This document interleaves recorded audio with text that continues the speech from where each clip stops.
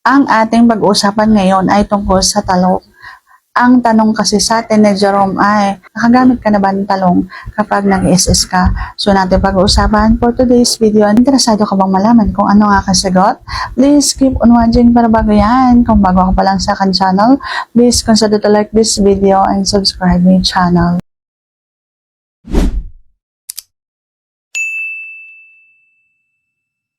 So, ang sagot ko ay walang eme-eme. Opo, nakagamit na ako. Nung kabataan ko pa, nasa 20 pa lang ako. 20, 21, 22. Yung mga ganyan. So, nung kabataan ko kasi, masyado pa akong, yung kung ano yung naisip ay ginagawa. Hindi alam kung tama ba yun o mali yun. So, yung naisip ko na yun ay, bakit hindi ko kaya gawin? So, kapag halimbawang nandun tayo sa kabataang edad natin kasi masyado tayong mapusok, hindi tayo nag-iisip. So, ganun. So, nag-isip ako ng ganyan, ginawa ko, hinugasan ko naman siya. Hindi siya nakapasok hanggang gitna. Doon sa mukha na lang. Tapos, ang pakaramdam ko ay parang nangangati agad ako. Ganon yung pakaramdam. Sabi ko nga sa inyo, di ba? Ang aking bulaklak ay masyadong maselan, kaya masyado akong maarte.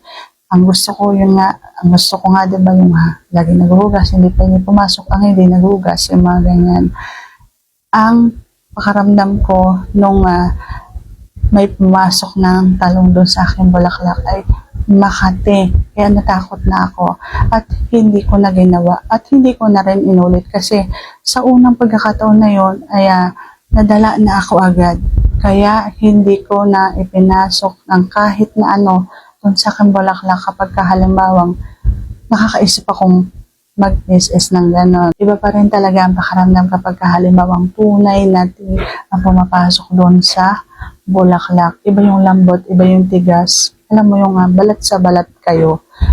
Iba pa rin yung bagay lamang yung pumapasok doon sa bulaklak mo. Iba yung pakaramdam, hindi masarap.